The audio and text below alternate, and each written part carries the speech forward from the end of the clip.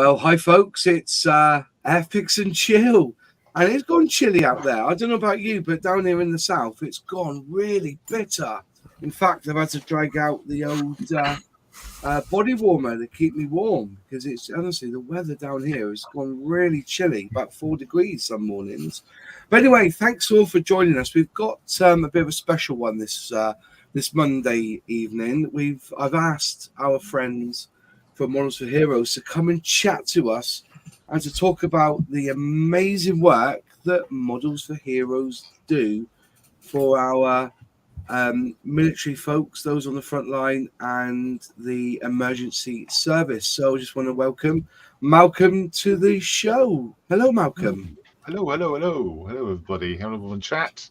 Hello, everyone who is a floating head. Yeah. Fenris is doing, building boss? a model. That's what Fenris does. Bless him. That's what I should be doing too, actually. That might be a good idea. I might start doing that. There'd be a lot of swearing if I did that.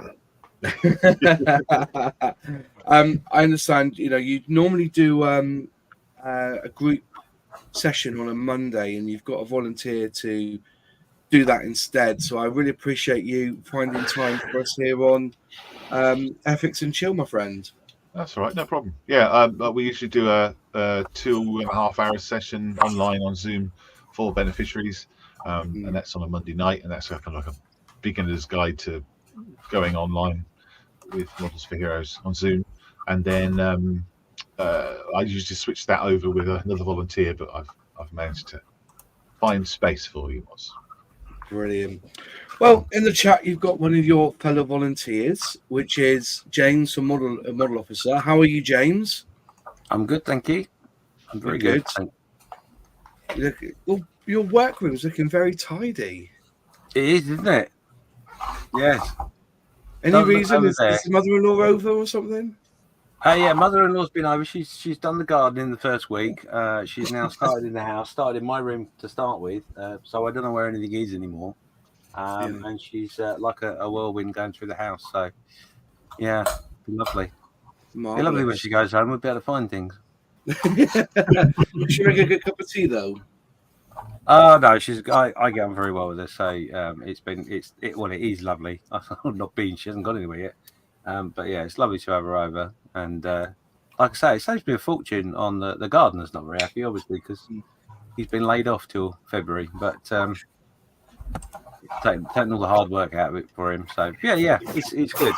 And yeah, everything's clear and tidy because I'm busy getting myself ready for some shenanigans in a couple of weeks' time. So yeah, it's Telford time, isn't it? So that'll be fun for you. Good luck to you, my friend, on that one. It's going to be interesting times indeed. So also in the chat, we've got Plastic Alchemist Nunu's in. Nice to see you, my friend. Good evening, all. How are you doing? Really well. We've got John Alec from our Across the Seas. He's there building something which has got a lot of chrome on it, it looks like. Also from Across the Seas, we've got Fenris, who's building, I think, one of those special bore tanks, I think, isn't it? Yeah, I've been working on it for the last couple months now. It kind of keeps getting put to the side and finally got it painted up. So I figure throw the decals on and hopefully it'll be done off the desk. We've got James from Topodly Gold Model Works, who's also, again, I think there's 5 of us who are streaming to each other's channels. So you probably get comments from all over. But James, you're looking well. Myself, you looking well yourself? Not bad. Not bad. Had me nap this afternoon, so yeah, it's going to be a special one tonight, won't it? So, and also John's just jumped on as well. Hello, John, mate. Are you okay? Yeah, I'm fine. Yeah. Good.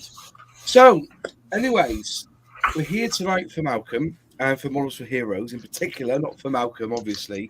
If you don't know Malcolm, he does a podcast with James, Model Officer, called Just Making Conversation, and if you've just started listening to it now, it's not just about biscuits. It is actually about scale modeling, though biscuits do seem to pop up occasionally from their emails and their contacts. But more predominantly, Malcolm runs a charity called Models for Heroes. So I invited him here today to discuss it. And if there's any questions from the chat, put them in, and Malcolm will answer them for you. But let's go to Malcolm now, so he can do his presentation on Models for Heroes. Thank you, Moz. No worries. Yeah, so this is a presentation that I did this summer at Tankfest. They invited Models for Heroes down, and we I had to sort of stand up for a couple of hours in total for the whole weekend with the Tankfest crew, and that was really fun actually to be invited down there. So if you haven't heard about Models for Heroes, we are just a little organization. We've been running for 6 years, and if you haven't heard about us, then where have you been? What rock have you been hiding under? This entire presentation is called Small Hobby and a Big Impact.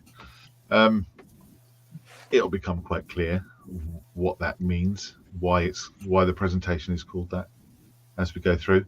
Basically, this whole thing is about where Models for Heroes come from, and the work that we do, and why what we do is quite vital.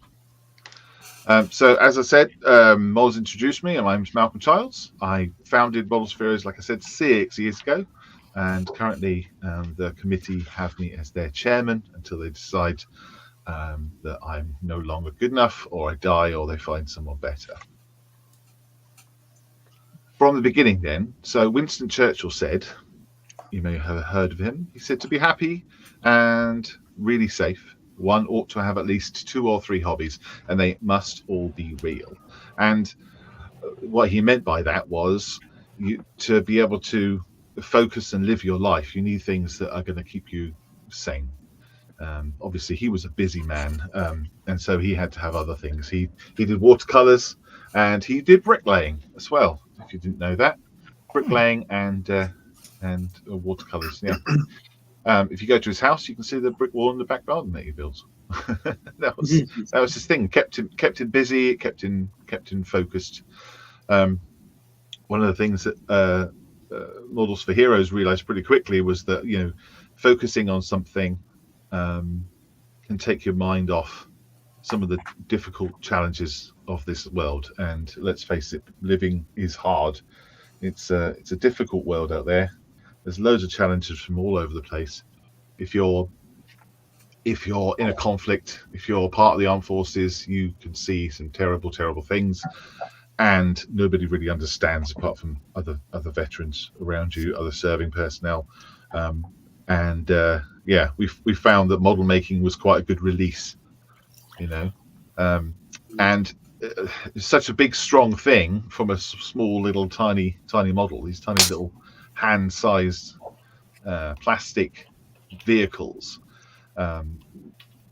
making big differences to people. And I'll explain what that is. So we started at Help for Heroes, which is why we called it sounds like Models for Heroes, Help for Heroes.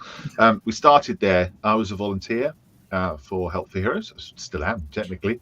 They invited me down because I was a bit of a model maker. I was between jobs.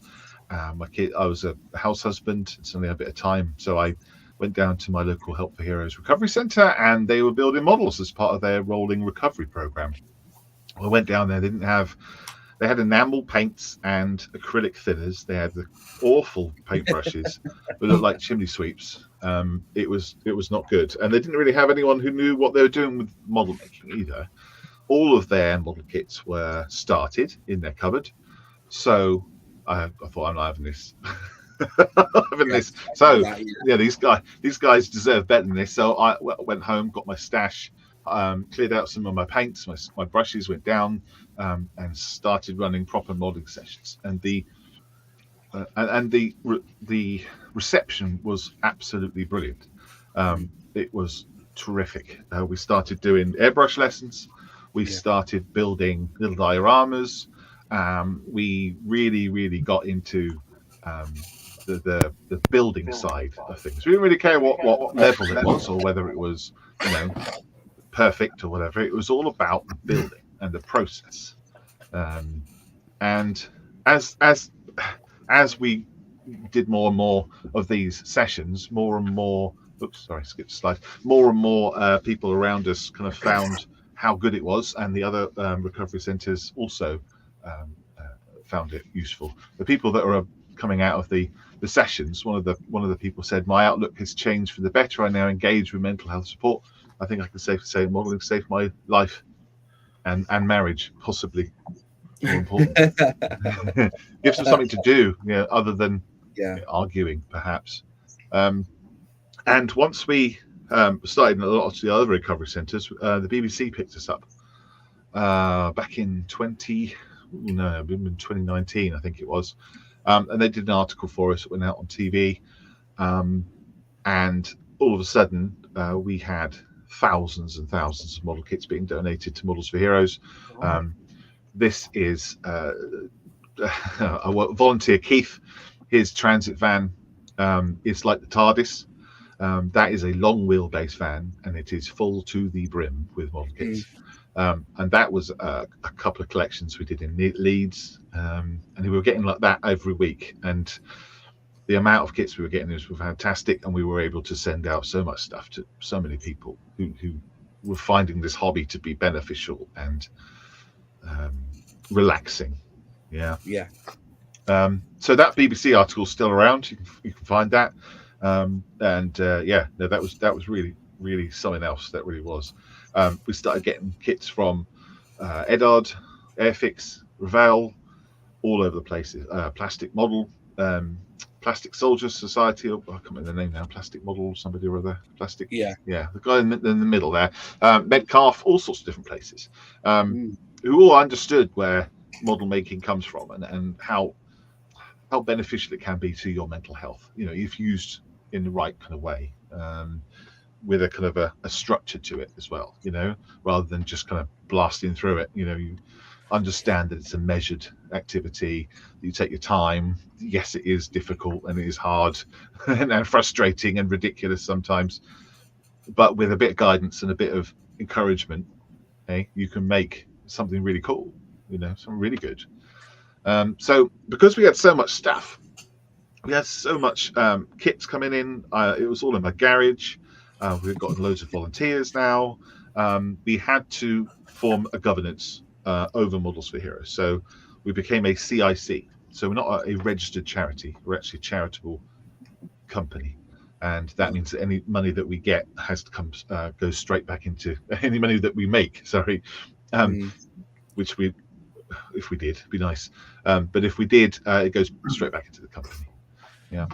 And we had to come up with some aims. So our aims are to support former and current armed forces and emergency service personnel, and to promote the use of model making as a therapeutic, meaningful activity.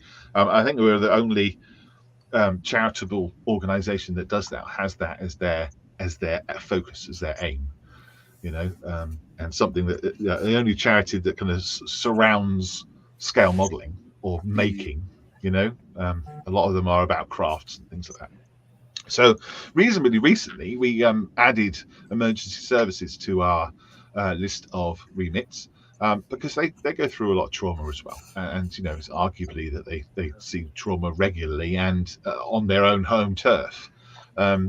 And so we thought it would be quite beneficial to have them as our beneficial to have them as beneficiaries.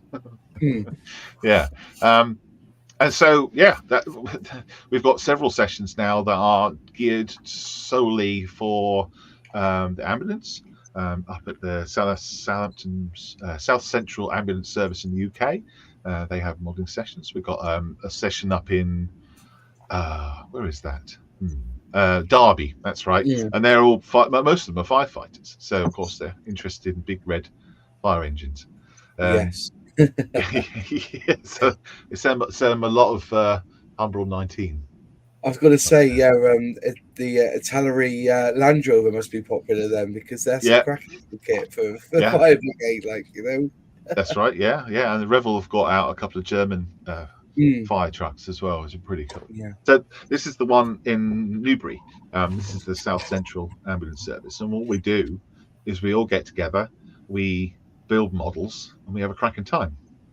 Whether we build the models right, whether we decide that we're going to build them as the instructions tell us, whether we actually get any modeling done at all, What it is it's all about the chat. It's all about the people. It's about, you know, the jokes that we tell, and it's about listening as well. And military banter is pretty well, it's there, isn't it? Military banter. It's the funniest banter. It is the funniest, darkest, shocking banter, and there's nothing like it, you know. Exactly.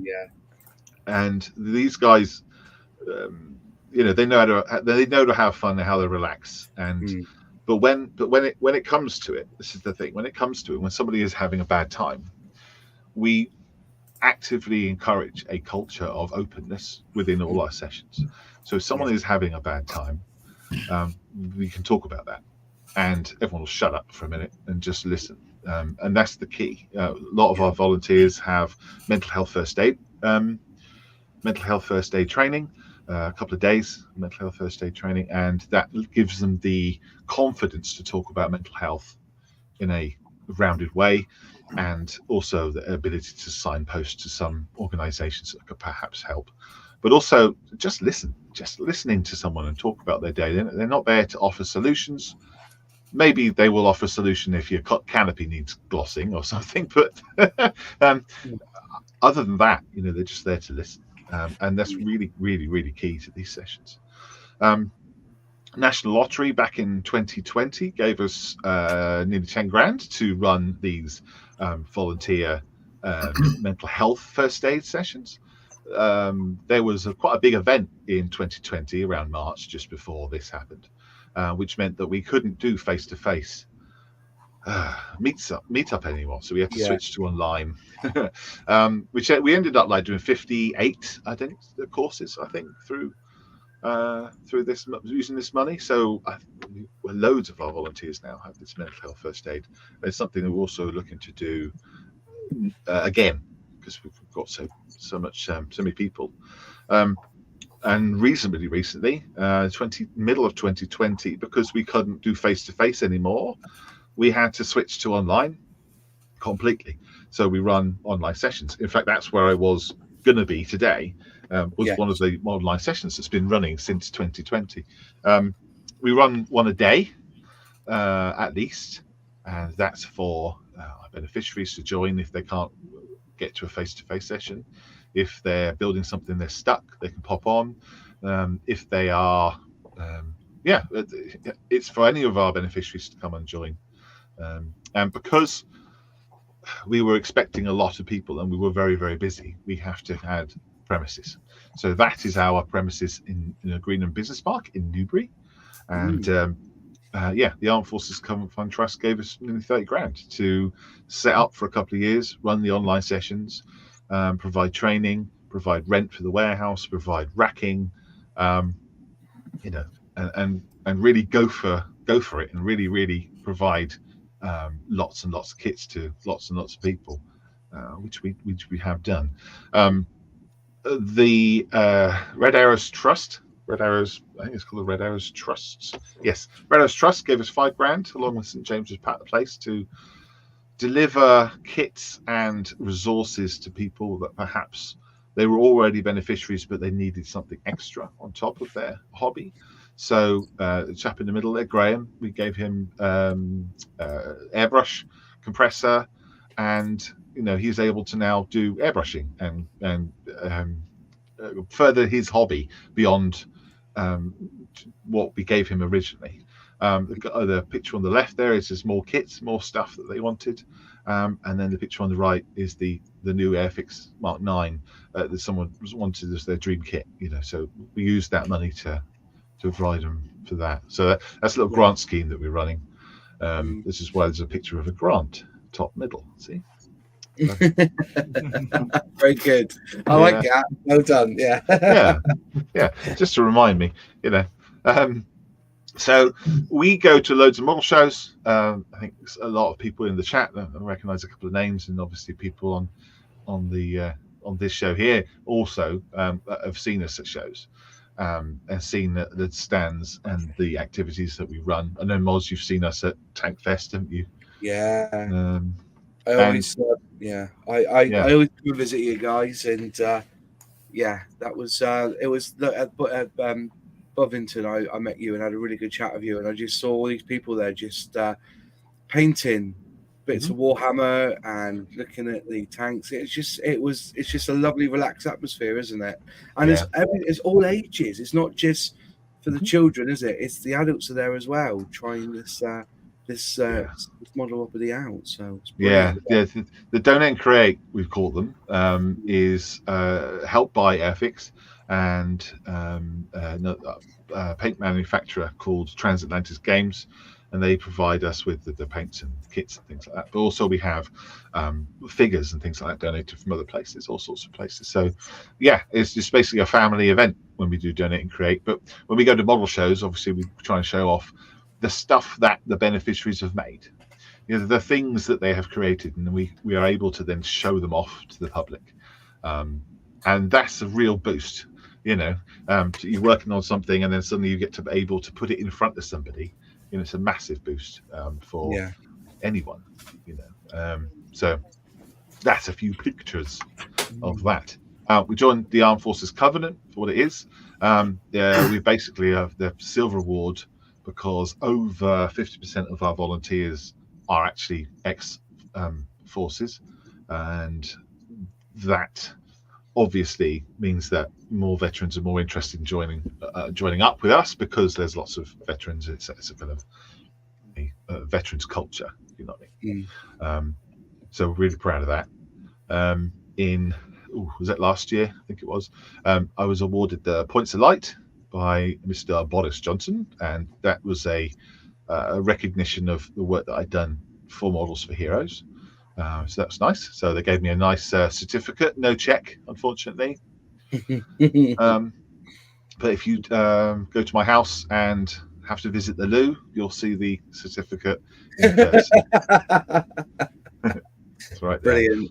Yeah, Brilliant. So that was really nice. So that's they're immortalized. If you search for Points of Light and Models for Heroes, you can find the whole list of stuff about us, which is nice. So currently, actually, this is done in the summer. This is a little bit out of date now, but we have, since we started, created about 4,000 hours of meaningful activity for veterans in the UK, which is huge and massive. I mean, a lot of the larger charities would be looking at those sort of numbers, and we're tiny and just made up of volunteers. So having that many hours of beneficial, good times, is great. We have over 40 face-to-face volunteer-led modelling sessions all over the country. As you can see, those numbers are always changing, going up and down and things like that. So, but it's about 40 plus, certainly.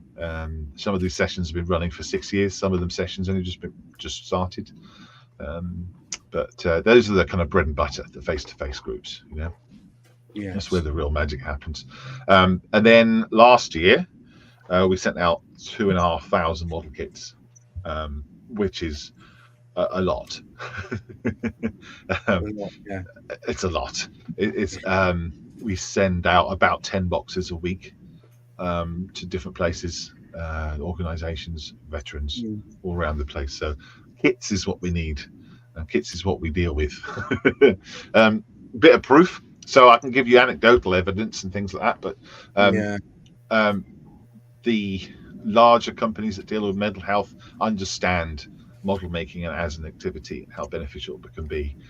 So the effects of model making can include the lifting of mood and lowering anxiety, alongside the promotion of relaxation, relief from stress, and improving concentration. That's one of the senior occupational therapists from Combat Stress said that. Case officer from it's the Royal British Legion, it is. It has given vital support to our vulnerable, isolated veterans. In follow-up calls to recipients, they have been quite overwhelmed with their care package. These are just some really positive remarks about model making as an activity. Veterans Outreach Support down in Portsmouth Helen Lowry, who's their psychotherapist, she says, I have heard many reports from veterans who make models as a distraction and time out from daily worries, rumination, and anxieties. Thank you for their part in their recovery and the act of completion which model making brings a sense of achievement with a lasting reminder, which they may keep. I think that's quite important, so the time that you spend on yourself is important, and you've got something to show for it too on yourself. Whether it's the wrong color or whatever, who cares? But it's something that you've been working on, and you can show off and stick it on the table at a model show. Thank you for re-inspiring me to get back to something I enjoy and relax while doing. But greater thanks for reminding me of times that have become a distant memory. That's one of the things that's quite poignant. Is this is a hobby that perhaps people did when they were kids. They did with their family. Maybe happier times before they signed up, and the smell of the glue, the kind of feeling you get when you put the wings on a Spitfire and suddenly it looks like a Spitfire rather than bits. That feeling never really leaves you, and I think the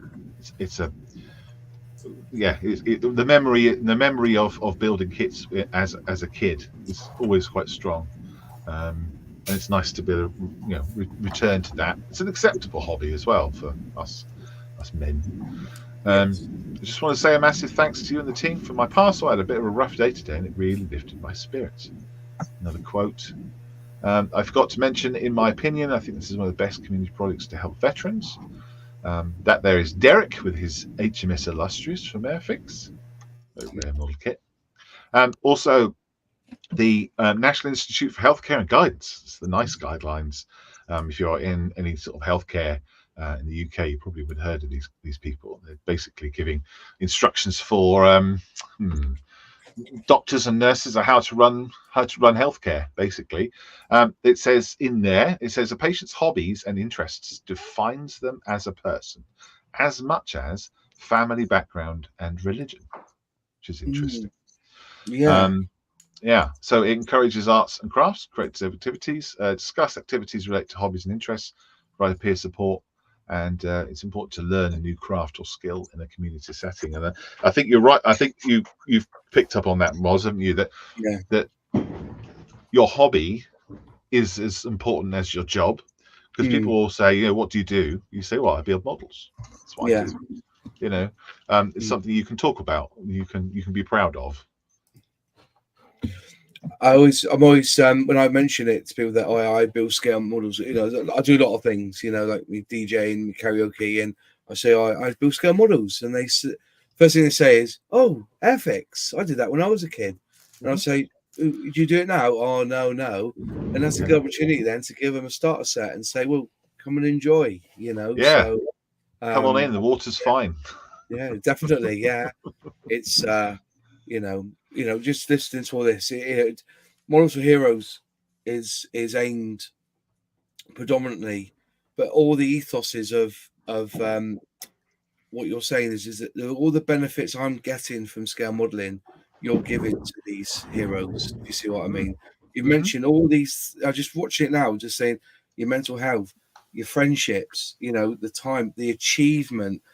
The only thing you're missing is the word frustration. You know what I mean? When you get one, the thing about frustration is that it hits you hard, and when you work through it, it's an even better sense of achievement. If you can get over that hump, it's amazing. Well, that's where the volunteers come in.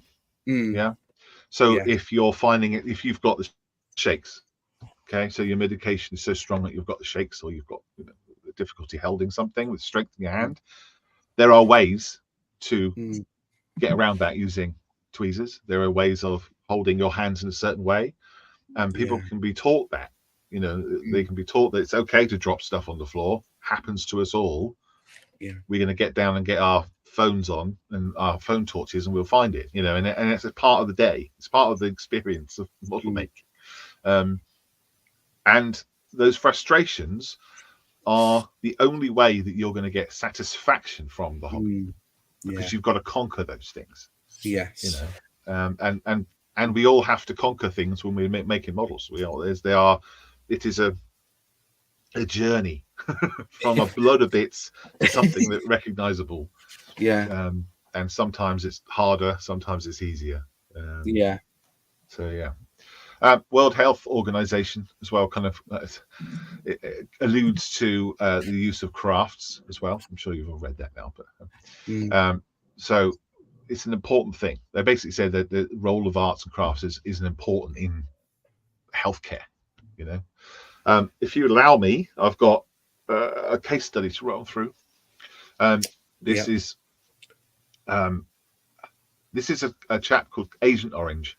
I said I wanted to talk about his case, and he said that's fine. I said, can I give you a different name? He said yes. I said, what is it? He said Agent Orange. I said, that's really weird. Let's do it. Yeah, I love it. I actually love it. So he knows who he is. Yes, this is Agent Orange. It could have been something rude, so I just went with Agent Orange. So just after the pandemic really kicked in, so this must have been summer 2020, I got an email from Agent Orange, and the email basically said, I feel pain. That's how he started the email. I feel pain. Every day, worthless, useless, very low. There's always a feeling I get that's hard to describe, but it's very negative. I suffer mental health problems and mobility problems. I spend most of my days in my house. I like working with my hands. It's quite a sad email. You know, he's reaching out, he's asking for help.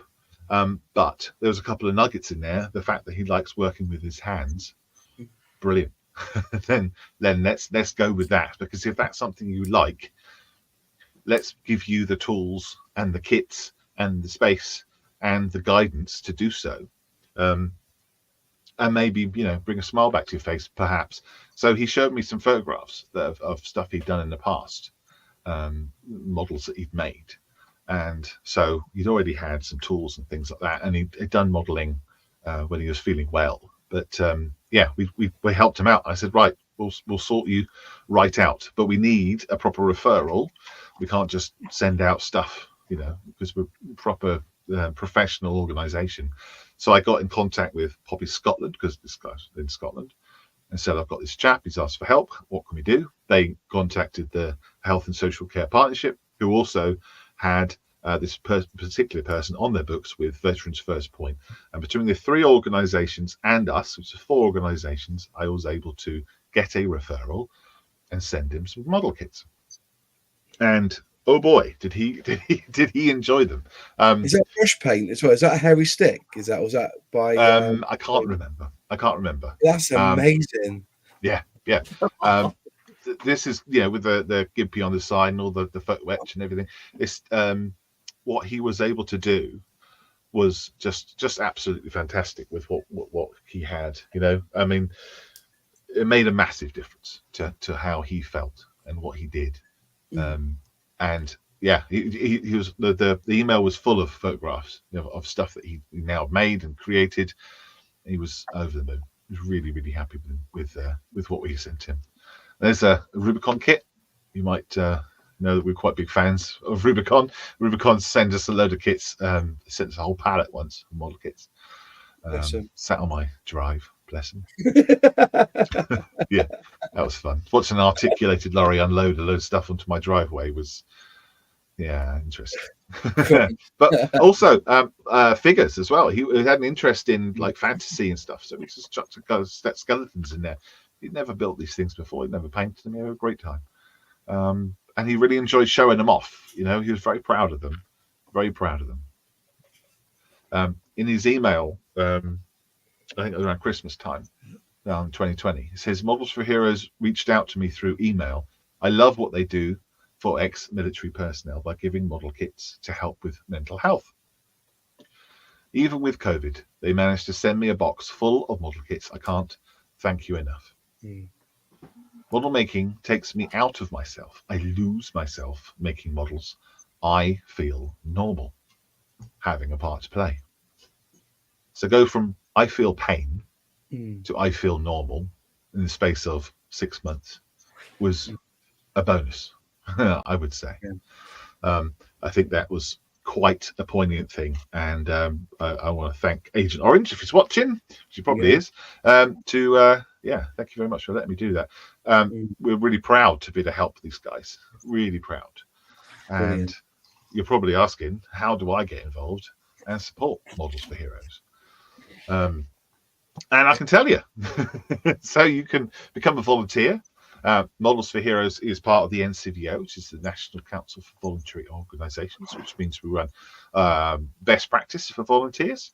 We look after you, make sure you've got everything you need, and that your petrol is paid for, and all those kind of things. You can volunteer almost all over the UK. We do all sorts of things. Some volunteers I know just share our stuff on Facebook, and that is what they do, and that's fine because it's making a difference somehow. You can attend sessions, you can run sessions. We'll give you a bit of guidance and everything. If you head to modelsforheroes.org.uk or m4h.org.uk, you can see that we take flying hours. Airfix have a little deal with us where we can hand in flying hours that we have and claim kits for them in the same way that everyone else can. I hand Airfix at Scale Model World a big old bag of flying hours that have come from anyone all around the world, and then they honour that and they turn them back into model kits, which is absolutely fantastic. We're on Facebook, we're on Twitter, which is now called XYZ, or it's called now Instagram, and we've got a YouTube channel. We do a live show every Sunday morning. On our website, there's a big green button called Donate, and you can go on there and you can send us model kits, you can send us funds, you can send us paints or paintbrushes or those kind of things. Anything really helps. And that's it. That's one of my favourite photographs of the last 6 years of us having a tent at RAF Odium a couple of years ago with the red arrows flying over, just for us. There's no one else there. Fantastic. Anyone wants it, they can ask for this particular presentation. Just pop me an email. I'm quite happy to provide all the details, and then I've got all the references that I took to make this presentation. Brilliant. Wow, thank you very much, Malcolm. Absolutely fantastic. If you have any questions for Malcolm, I've got a few. I've written down some notes while you were talking. If you have any questions, please do put them in the chat, and we'll try and get them up for Malcolm to answer. Not force him to answer them, but you know what I mean. But I just want to say, for years before I was in a relationship, loneliness is a real thing, and I wrote down something that I remember because I write things down, like not journaling, but I write things down. I always remember that when loneliness, for instance, if you do suffer from loneliness, for me, scale modeling was something to wake up to, something to come home to, and something to go to bed from. If you know what I mean. That's for me, scale modeling. That was always quite an important thing. It was always, when there were times I wasn't working, I was just, in the weekends I could stay in bed all day. I was that down in life.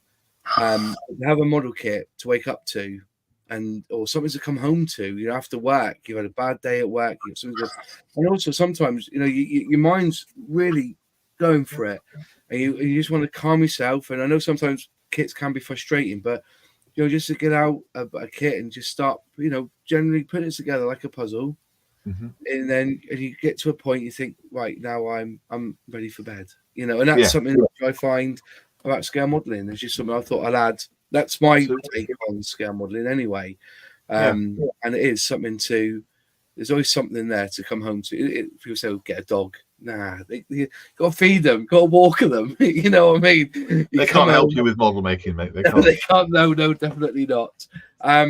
But wow, what an amazing charity! And looking at the map, the southwest isn't covered, and I think I'm gonna have to make a few calls. I think because we need to get the southwest covered here, don't we? For Models for Heroes, there's nothing south of Bristol. Did I see that right? No, you're more further up Bournemouth way, wasn't it? Yeah. So Southwest South. We need to look into like Taunton area and Yeovil. And because particularly there's a lot of military bases down the southwest. There's a lot of veterans. We've got Devonport down here in Plymouth, which is huge. So amazing, absolutely amazing. So how to help? So if you want, you can send Malcolm your flying hours.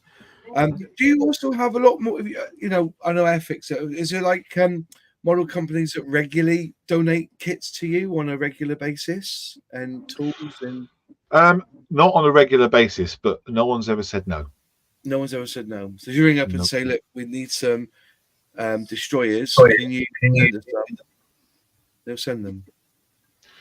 Mostly, yes. I will. I'm so privileged that I think it's something that people understand, and because we are, a professional organisation, I think they're quite happy to help us out, and I think it's because it's so close to people's hearts, and they understand how model making can help. I think they're very happy to help us. But yes, generally, I just have to write an email and ask, can I have a couple of kits that is this, or this particular person really wants these model kits for this reason. Can you send them? And generally, they're really, really happy to. I mean, I asked for Dale for a Lancaster very recently for a project that was a veteran was going to do. He sent it. I think he sent it before he even emailed me to say yes, which is just incredible. Just have to ask. But it's the same with other people as well. Our volunteers and beneficiaries have stashes at home, and we have a little network where someone will say, "Oh, has anyone got AC-130? Has anyone got a Chinook?" And if Models for Heroes have that stash in their house, and they'll say, "Yeah," and they'll pop it in the post and send it. So it's like everybody's stash is everyone's stash. That makes sense. Nice. Does that make sense? Does that make sense, James? Is that right? Yeah, that's about right. Yeah. Cool. So it's nice having that kind of network. Fantastic. Any questions from the panel for Malcolm? Feel free to jump in. Any comments? Anyone's got anyone to raise? Just mention. I've got talk about mental health. What about physical therapy? Is there certain kits that help with physical therapy? I'm just thinking, or just talking as you were talking before we chat. We're talking about quick builds. I assume there's a place for quick builds for Models for Heroes. Oh yeah, sure is. Yeah. Yeah, absolutely. So we provide the DMRC with their model kits, which is the Defence Medical Rehabilitation Centre, which used to be called Headley Court, which was treating a lot of the guys coming back from Iraq who lost legs and things like that. But they're up in Stamford Hall now, over Loughborough. And we send them the quick builds because they can be redone. They can be made, taken apart, put in a bag with instructions and remade by somebody else. Wow. And they are military minded, military in nature, some of them, and they're relatively simple to go together, and because they can be reused, they're really, really, really useful. And they look like the thing. If you build something like Lego, it's still got the bumps and stuff like that. It still looks like Lego. You build a quick build, it looks more modelly. And then they kind of use them as, at the DMRC, they use them as kind of markers to see whereabouts someone is with their hands and their dexterity and following instructions and how much focus someone have concentration wise. But that's as well as doing model making and remote control stuff as well up there. I would love to see Airfix release a kit for Modfields. They've done it before for the likes of RNLI. They launched a lifeboat, didn't they? And certain money goes to them. Maybe if Airfix brought out some sort of like an ambulance or something, and as a starter set, and then say every time you buy this kit, we'll send an ambulance kit to Models for Heroes. That would be a really good thing for Models for Heroes, wouldn't it? Just thinking of ways of engaging, and getting your name out there. That's just a letter to Airfix would probably do that. Yeah, I might I'm sure email there's a later. couple of people watching. Yeah. Crazy Locker sent a message in saying, Malcolm, Mr. Skiffins, do any clients ever end up joining IPMS or Brit? Ever win competitions? Been curious about this for a while. Do you want me to answer it? Can do, yeah. Yeah, I'll give you a little bit of a break. So the short answers are yes and yes. A little bit more meat on the bones is that yes, there are quite a few beneficiaries that are part of IPMS groups or got their IPMS membership. They do go to local shows and support the local shows. They also go to the national show at Telford.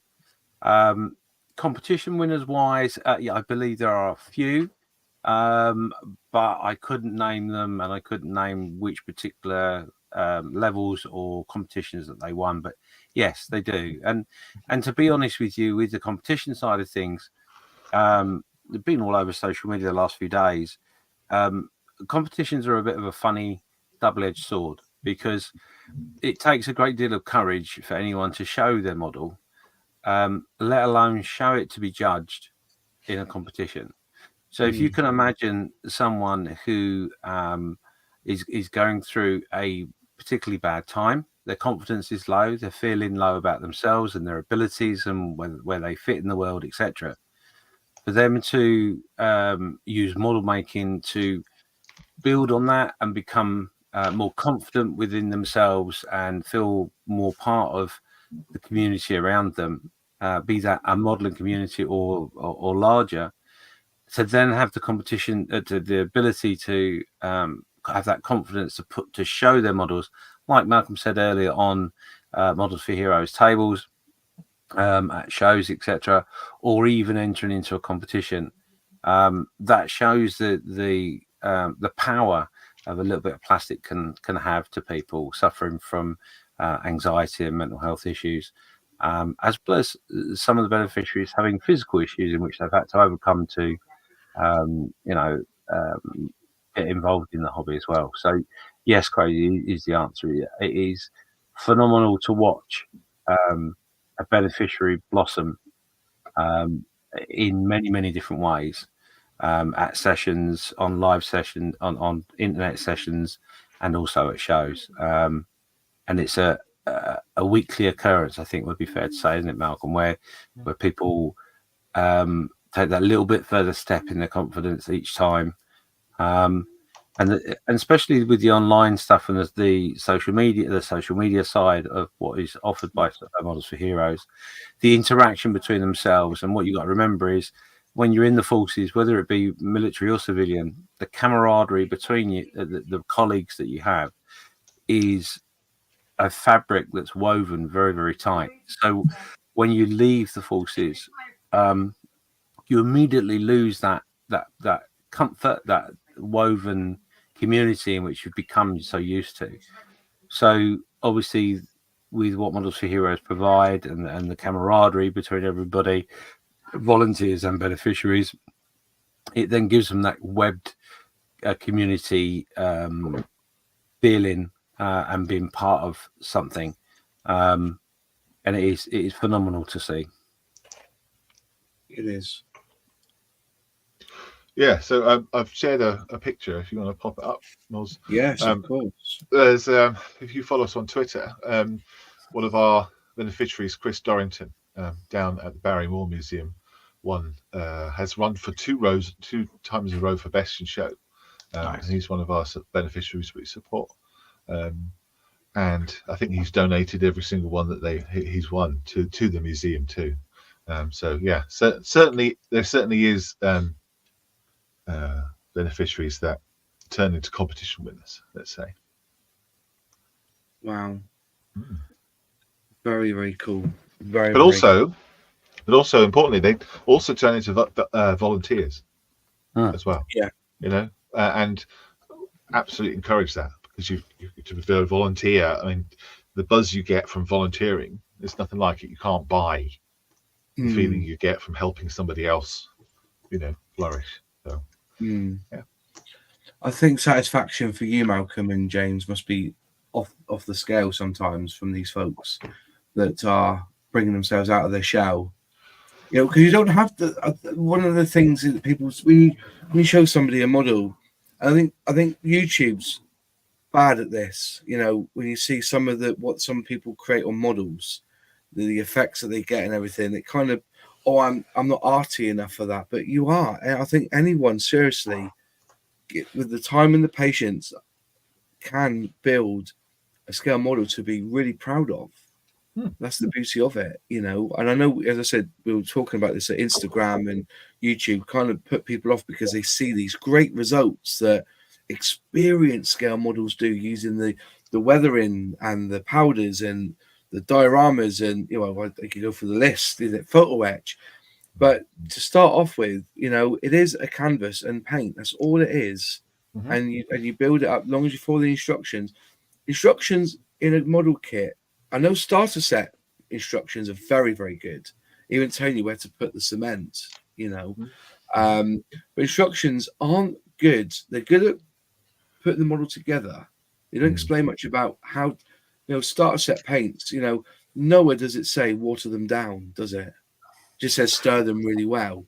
But you know, rule number one with any starter set paint, thin them down. You know, and things like that. But to get into a group when you can discuss all these things, anyone can build a scale model. You don't have to be arty or special or gifted. Absolutely. It's one of the things, Moz, we always try and tell people is that if you see a model that looks absolutely fantastic and it's weathered well and it's got lots of details and stuff, the enjoyment that modeler had building that is exactly the same as the enjoyment you have building your little Spitfire with green and brown paint on it. It's the same. It's the same enjoyment. And it's just the skill level is different. That's all it is. And that's one of the things we're trying to promote is that journey through building up your skills. And it takes time. You know, it's not something you can just jump at. It takes time. It's like skiing, you know. Anyone can throw themselves down a hill, but to do it, you know, without breaking a leg, that's not a very good analogy, sorry. Nothing like skiing. No, nothing like skiing at all. Have you got are you a military man yourself, Malcolm, or military? No, not at all. No, my dad is he is retired now, but he was a civil servant in the RAF for 45 years. Right. So we were behind the wire. We were then on the other side of the wire. A lot of my friends were in the military or friends from my dad's colleagues. And so, I ended up growing up around military things. A lot of my friends are military just through modeling as well. But myself, no, I never signed up. I just, you know, a lot of people who start a charity, they've become they're part of it. Like you see a footballer, they retire. The first thing they probably start is a soccer school, don't they? You know, so I'm just wondering whether for somebody, one charity I was heavily involved in as a trustee, they saw an advert once for clothing recycling, and they read the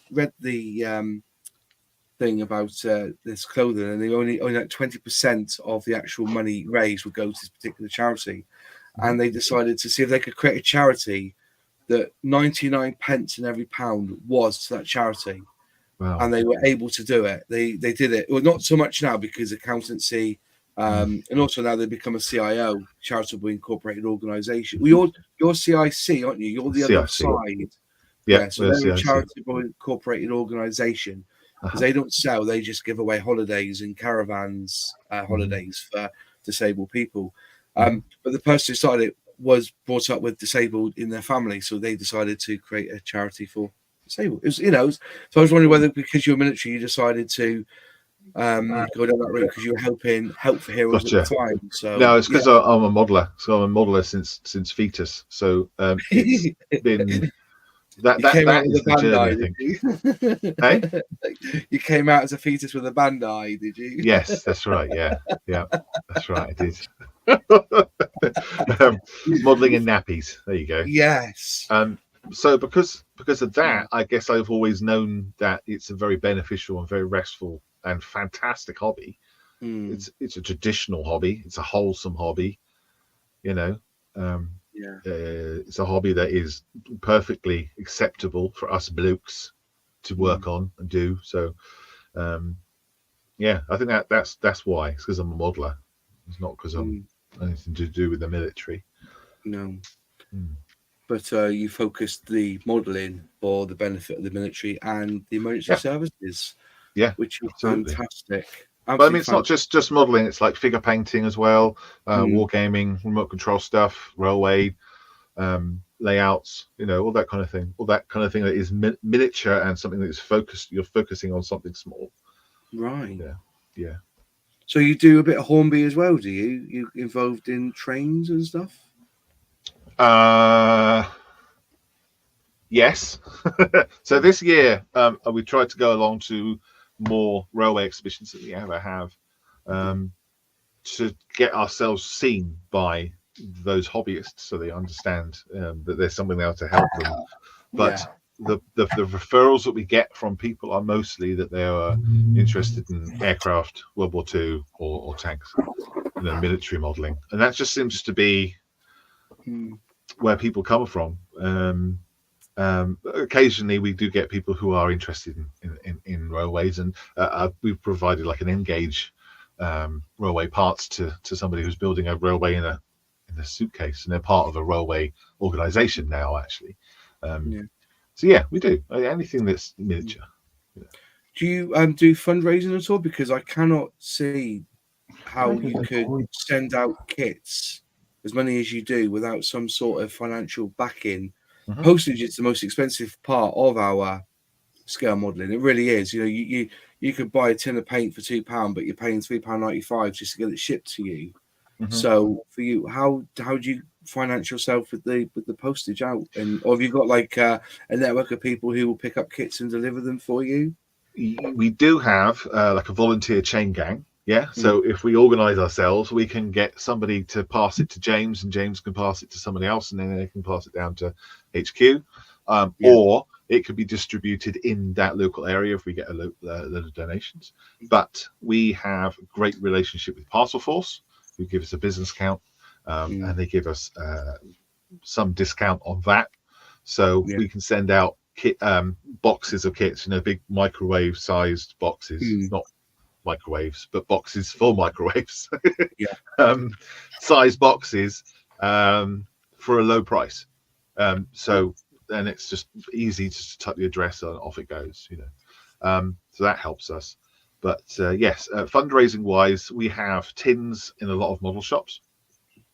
We have tins on every table that we go when we go to a show or any public event. We'll have a fundraising tin on there. We've registered with the fundraising regulator. A lot of people do fundraisers. James did a little one last March, wasn't it? A little one? Don't say that. The man was stressed. He had to get a kit for Models for Heroes to help him get through it. He did, you, James. Bless the team. How much did you raise, James? Just to remind us. Oh, on the spot, was it? It was several thousand. I can't remember the exact figure. It was several thousand. Yes. It was several thousand, a little bit more than several thousand. But I have had my Facebook group down for almost the same amount of time as Malcolm has been Models for Heroes. I think I set my group up a little bit before Models for Heroes, but we basically share the same year in our birthdays. So as a volunteer, a good friend of Malcolm, and an absolute lover of the charity, it is the only charity that I support fully. And we do a birthday bash every year where we raise some funds. And anyone that will know me on Facebook or social media or YouTube will know that I am generally not someone that does anything simple. So I set myself a target of making things as complicated and stressful as possible. To have fun, I think. Oh, we had fun. Yeah. So we last year we did. I mean, I was sick last year, so I can't really say I did it because I wasn't really there most of the time. But this year, luckily, we had a team of volunteers that helped out from doing auctions, 3 auctions around the world, one in Australia, one in US, and one in UK. We had 48 hours worth of streaming, which actually works out with all the time zones about 72 hours, where people are building a model from scratch in 48 hours and doing the best they can. Some people finished in 10 or 15 hours, which I hate them. Others decide to throw electronics and anything they possibly find in the garage into Smoke a model machines. diorama. Which I hate them because they generally do it within 40 hours. It's a great event, and I'm very fortunate to have a large number of friends that are mad enough to get involved. And I must say I'm very fortunate for the friends I've made through different businesses that are willing to support the charity as well with donations and stuff. And it's a pleasure to put on, and incredibly emotional when we get to the total. So yeah, I'm very fortunate. Yeah, I thoroughly enjoyed the 48-hour bash. Don't think I've spent so much money in an auction. You get some bargains though, don't you? You get bargains. Bums, yeah. The KVS welded turret tank, the trumpeter one, got that for a song. Got it for a song. But I'm not going to lie. I do not give flying hours to Models for Heroes because I'm a Airfix Club member and I put all of them in here, and every so often I get a kit from it. But I can assure you, when there's opportunities to donate to Models for Heroes, I do. I was I know you heard the story, Malcolm. I was at the West Midlands, or was it South Midlands model show, and I saw the Models for Heroes bench there, and they had this Spitfire hotel, which I've put up there now, and I got there and nobody bought any tickets, and I said, well, nobody wins from 1 to 50, do they? Like that, it was a quid a strip. Yeah. I thought, nobody wins, do they? Or I'll come back anyway. When I got back, nobody had bought any. So I went in there and I said, it's a tenner's worth. Give me a tenner's worth of tickets. Anyway, I didn't win them anything in the model show classes or nothing.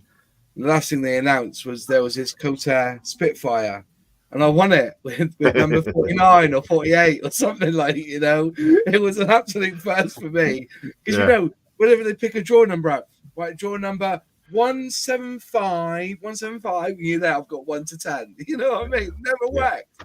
And this time I won it. So I'm an average done. Whenever I see them I was at Bovington. I've been to Bovington twice now, because you were there for Tank Fest, so then you had a chap in the pictures, in one of the pictures on the stream on the presentation.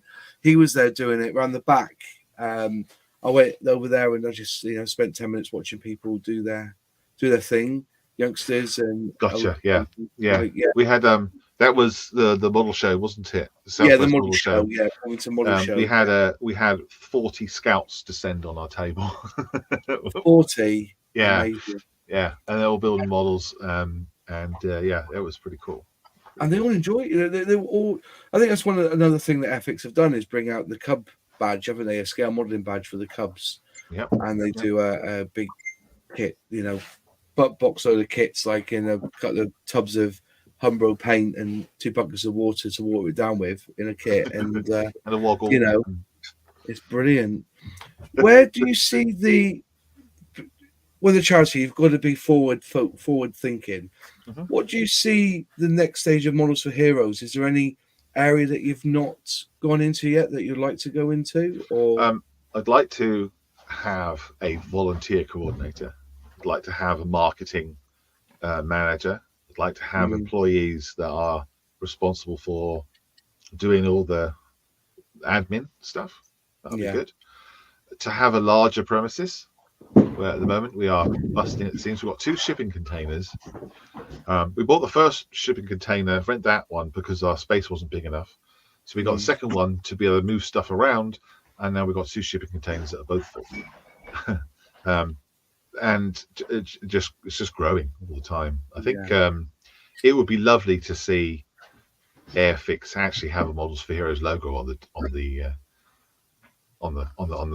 box. That would be quite cool. But just to push the modeling to people who don't see it as something that is beneficial, I think that would be really good to have it more of a mainstream hobby.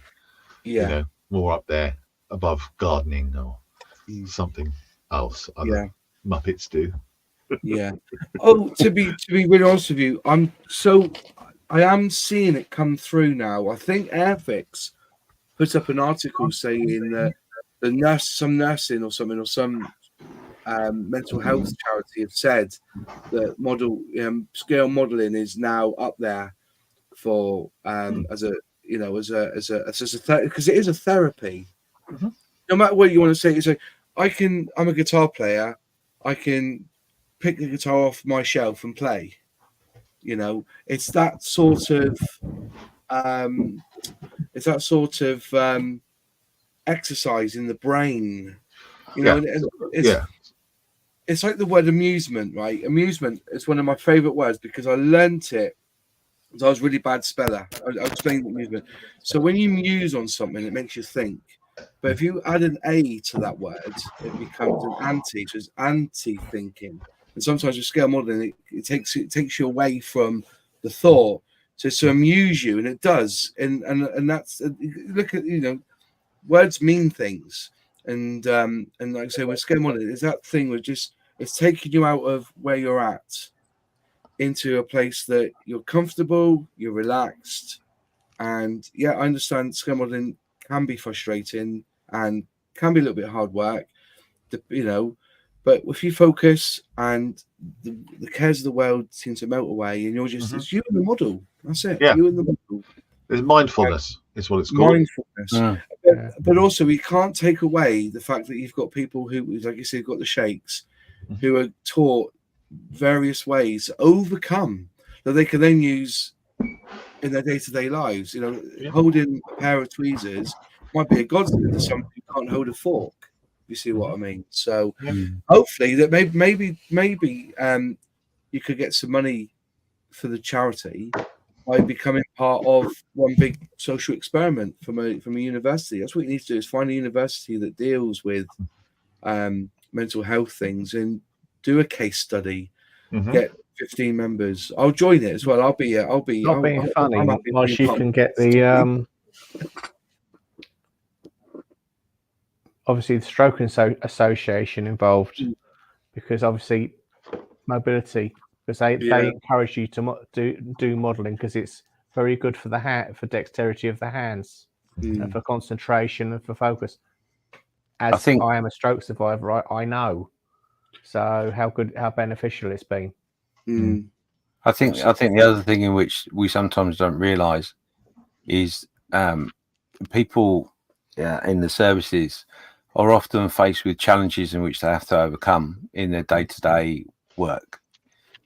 When you're faced with a challenge, be it mental or physical, that you can't overcome, it's a lot easier to progress with that learning of overcoming something if you can then take everything that's in your head away on a problem that you can overcome, because that builds your confidence up. And I think that's one of the things I've learned from dealing with some of the beneficiaries is they can't change the fact that they're no longer got that career, they're not in that environment, they're missing things, missing personnel through all sorts of different reasons. But to take all the noise that's in your head and put it to one side and focus on a kit that's going to give you a little frustration, but you can overcome it with a bit of effort, is a massive achievement and makes them feel like they used to in the day-to-day business of what they were doing, where they would be faced with sometimes small things, sometimes big things, and challenges in which they had to overcome because that was their job.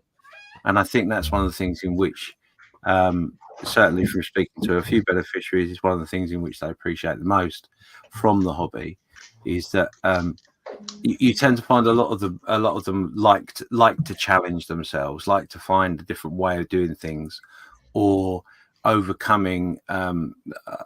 For an example, building a diorama and using everyday items that you probably wouldn't think would go in a diorama, because they're cheap, because they have to overcome the financial side of it, so that they, instead of buying balsa wood and all that sort of stuff, they're using your lolly sticks or stirring sticks they pick up from Costa's. Which, in fairness to Costa's, and there are other brands available, I know of a few beneficiaries that have gone into stores and said, this is what I do. May I take some? Not nick them, but can I take some? And often the management will go, yeah, I'll go and get your box. Or take as many as you want. You know, we don't advocate theft, but yes, if you ask, generally, yes. Biscuit theft. Listen, I go to McDonald's for my coffee quite a lot, and I think their coffee stirrers are the best. I use them for everything. I really do. You could have a whole show, Moz, on where'd you get your coffee stirrers from? You know? Every time I pop in, I'm not going to McDonald's. Every time I pop in there, I get one. But you know, you know what I mean. It's you know, and if you want to save on kitchen roll, just take some of their serviettes. You know what I mean. It's, don't use the serviettes as toilet paper though, because that really is not good. Doesn't flush. If you need something to mix your paint in, the ketchup, the paper ketchup paints, those are really good. I mean? Yeah, those open up as well. You can pull them open and they make the little disc, and they're really good because they don't get wet. But there's lots of things like that. But you also have people who are starting with dioramas will go out for walks and pick up little bits of trees and things like that, you know, sticks and stuff. They go, oh, that's gonna be perfect for my diorama, and lots of fun things like that. It is part of the hobby, isn't it? Steady things that we do. Yes, we will be at Telford, top of Hall 3. I just saw that message come up. We'll be there. Yeah, and we have a very exciting thing to see as well. So come and really? Yes. Are you taking the boat with you this year? The boat? What boat? Is it Illustrious? HMS Illustrious? Oh, yes, we can do, because it's just been repaired. I've seen that a few times at different events. Yeah, you wouldn't have seen it this year. It's been in dry dock. Was it last year I saw it then? Were you at Telford last year and you had it there? It was last year. Yeah. And that was built by Models for Heroes. Beneficiary. Yeah. So actually I showed it on the presentation that we did just now. Derek built it. So that actual model kit. So there's a story with all these things. That actual model kit was on the Illustrious because it was given to somebody who was retiring, I think a man of arms, and they were retiring, and their crew gave him the kit to say, well done, thank you very much, now get off our ship, retirement present. And he took it home, he put it in his loft for 20 years, saw Models for Heroes on BBC or wherever he saw it. Darren. And he where was it? Oh yes, and then he thought, I'll give him that Illustrious kit. So he wrote a letter saying, I used to be on the Illustrious, here's this kit, I hope you can do something with it. And I knew that Derek had served on the Illustrious, and I thought, wouldn't it be good to have the kit that was on the Illustrious donated by somebody who was on the Illustrious, built by a beneficiary that was serving on the Illustrious. So he did, and then he donated it back to us so that we could show that kit and tell that story every time. It's the best ever. That's amazing.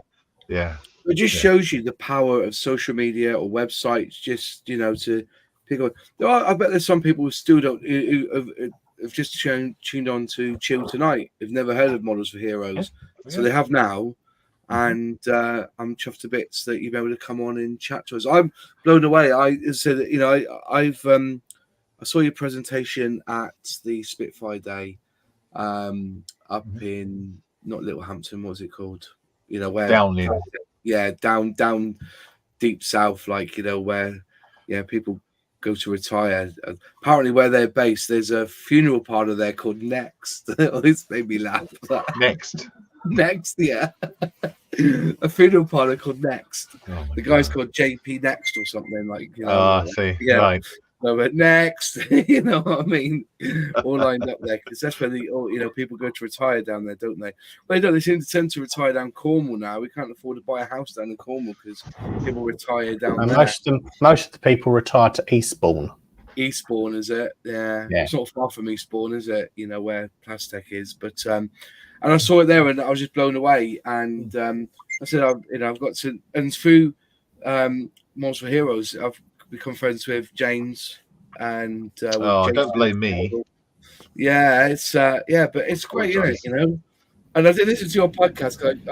I listened to it again. I always like listening to people who talk about me, and I listened back to the podcast when you said, I met Moz at Tank Fest. And he was really excited about Outlaw Paint. Like, you know, and he goes, he's an excitable chap anyway, but he was very excited about Outlaw Paint. I'm there driving, going, what did he say? Like that, you know.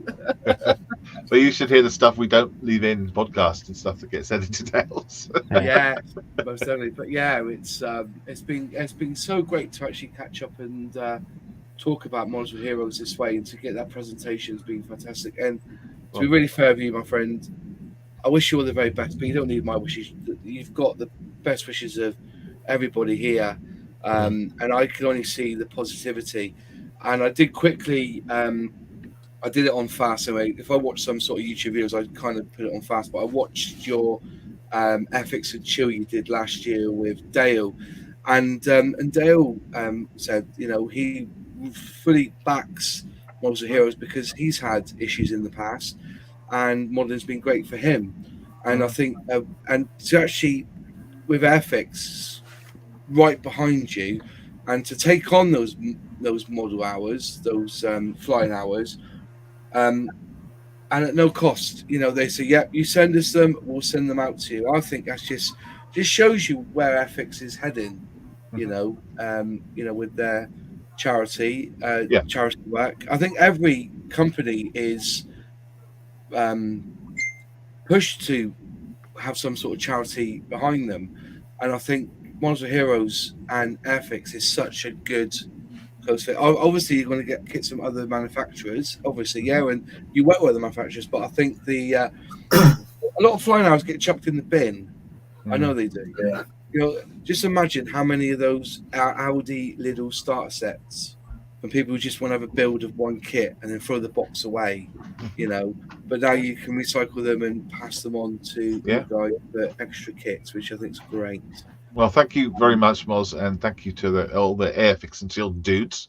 Yeah, everyone on the chat who's sat and listened to me for the last hour. Yeah, no, thank you for giving us the platform and the advocacy. It really makes a big difference. Of any time you want to come on Airfix and Chill, Malcolm and James as well, you're always welcome to pop on. If you've got like an announcement or you want to share some big news, you're always welcome as part of the family here on Airfix and Chill, Malcolm. And if at any point, we have got ideas for a Christmas model weekend, like a model show, and I'm sure that Models for Heroes will be predominantly supported from that over Christmas. We've got some ideas banging around, but I do hope there'll be some sort of money raising, because I said it's getting models is one part of it. I think it's everything else. Like you say, it'd be great if there would be volunteers who could become part of the team.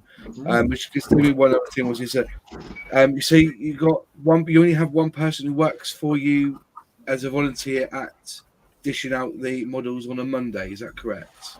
Yes. So currently there is only me and another volunteer in the unit on the Monday, doing it together. Yeah, the rest of the time I'm on my own mostly. Well, that's not true. I hope he's not watching. There's another guy that comes in on Tuesdays as well. About him. I'll tell him not to watch this. Yeah, that's fair enough. That's fine. So he comes on Tuesday, and then the rest of the time I'm on my own. Right, brilliant. Well, fantastic. Thank you so much, Malcolm. I really appreciate it. It's great. Would you want to pop off now back to your group and see how you're getting on, or would you like to stay and chat more I'll stay here. They won't want me back. They want you back. That's good then. That's right then. Yes. Just real quick. Any questions from the panel for Malcolm? John, have you got one? There's just one. There is one thing I wanted to say because I did 16 years as a CI in the Air Training Corps, and we had a guy who came into the Air Training Corps as a CI, and he was an ambulance driver, and he got involved with the aero modelling section. And I'll never forget what he said, because he said to me that this is one of the few things that he can do in a spare time where it doesn't matter if he messes up. Yeah. Which made the time he spent there so therapeutic, because the stress levels in this guy were absolutely through the sky. Yeah. And he came twice a week. We did aero modelling for 2 hours at the squadron, and he built every type of kit you could possibly imagine. It wasn't just aircraft. But he really got into it. Yeah. Well, was that a couple of years ago? Was that? I gave up the Air Training Corps in 2007. Okay. But I was there for 16 years. So this is not a new phenomenon. You know, the people have been using model kits as therapy before. It's just not been kind of organising it into a thing that runs all the time. You know. Yeah. So yeah, well, that's brilliant. Thank you for sharing that, John. He also said that it takes him out of the real world, and I think you mentioned that on the presentation. And he could go into his own little world and escape all the stress and the hassles of general life, and it was really good. Yeah, psychologists call it flow, when you're entering in like a state of the present moment, when you're not thinking about the future, you're not thinking about the past, and you're just thinking about the right now. It's a very rare state to be in generally, because we're always worried about what we're doing next, that sort of thing.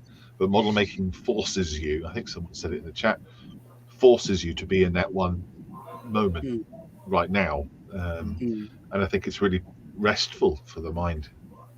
Yeah, I had heard of Models for Heroes, so I didn't realise the company was so big. Yeah, I didn't realise it was. I mean, it's pretty much most of the UK, isn't it? I know there's only one unit in Northern Ireland, but there are a couple of places that do models. Some of them are mostly just supported by Models for Heroes, or had started with Models for Heroes help. But there's a couple in Northern Ireland. Yeah. There's one that is just run by our volunteers. Yeah.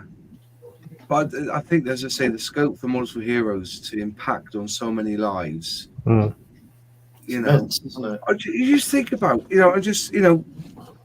just in my own day to day, like I said, I shared exactly what scale modeling is about for me. In the times of loneliness, it was something to look forward to, something to come home to. And to see that scope, scale modeling is such a big thing. And I was just trying to think of other hobbies that people have done over the years or enacted, like fishing is a big one, isn't it? They go out and sit there and just, but you end up thinking about your thoughts because you're just there waiting for the fish to bite. But with scale modeling, you're happy to think of the model. Yeah, I'm in two minds because I've really struggled in the last 3 weeks. I'm actually building a Bearcat at the moment, believe it or not. Whoa, no surprise there. This is the first model I've not built in front of a camera. And I'm loving this build because I'm not worrying about where the camera's going to be, where the focus is. Have I filmed it right? Have I missed the shot? This has actually been a real godsend to me, this one, because I've just sat there in the evening. It's not the best of kits, like I say, Airfix can do so much better with this, It's lack of detail. Mate. We're back in It goes to well quite well, but it's just a bit lackluster. But because I'm building it not in front of the camera, I've come home in the evening going, do you know what, I'm going to crack at that tonight and just carry on. And it's just that relief, of just doing it. And I know you said the same, John Alec, that just to build a model. Shut that door and you're there in that moment building. Yeah, absolutely. And I think everyone here, there's a reason why we build scale models. It's not because we want to. Well, we do want to build a scale model, but there's something for our exercising our mind, and putting us into us. I like that word flow. That's a fantastic word. I've learned something tonight. Flow. I'm not in the zone, love. I'm in the flow. The flow. I'm in the flow. Yeah. Look up flow psychology. It was come up with a chap in Czechoslovakia, I think. Yeah. I think. The flow. I'm amazed at that. That is the perfect word, isn't it? I'm not going to say I'm going to go scale modeling. I'm going into the flow. That's amazing. What a great word.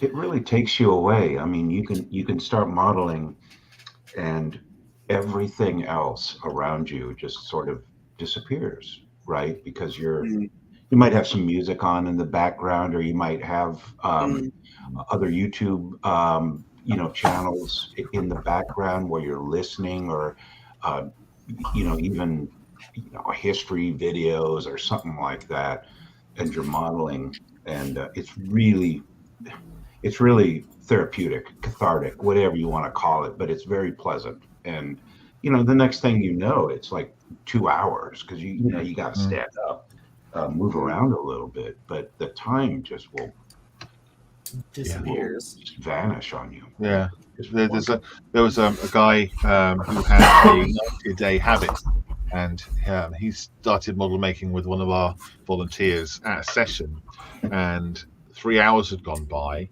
It had gone dark, and he hadn't had a cigarette. And it's the first time, he said, apart from when he's asleep, it's the first time he's gone that long without a cigarette. Just hadn't noticed it, which is incredible. Awesome. Yeah, that's He probably smoked 90 in about 10 minutes. But after that. You said that as well, though, haven't you, Nina? You scale modeling helped you quit smoking, didn't it? Yeah, but mine was just mainly financial reasons. Either was scale modeling or fags, but indeed it helps a lot. And while you're doing this, you are oblivious of the world around you. You are just in your own zone. You're doing your own thing, and nothing could care less than just scale models. Yeah. There's so many. There needs to be a national study in it, really, doesn't there? And put on that. Well, Models for Heroes have engaged in research. It just hasn't been published yet. So until that happens, I can't talk about that. But once that's out, then we will be talking about it a lot.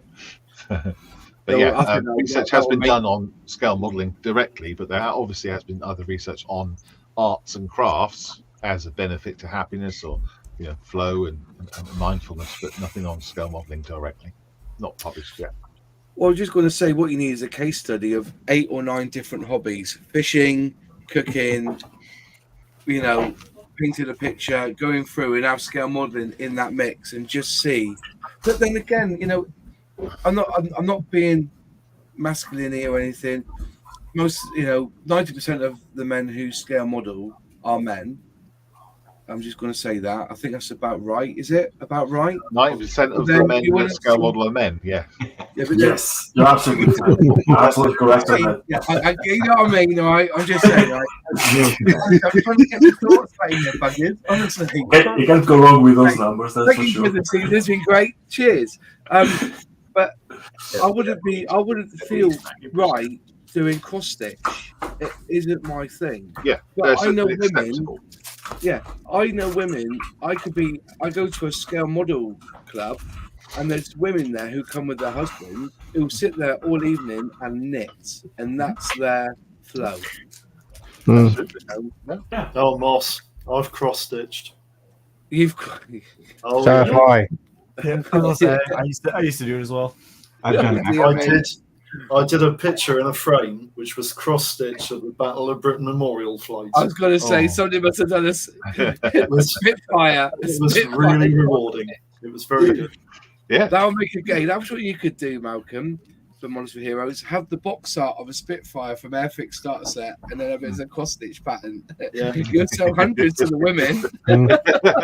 Yeah. But What I'll do, doesn't Moss, is matter. I'll send you a cross stitch over, mate. I've got one up there. Have you really? Why not? Of a Spitfire or a Bearcat? A bear cat. It'll have to be a Well, it's bear a bear cat of some description. Let's leave it at that. Yeah. Or a crochet pattern.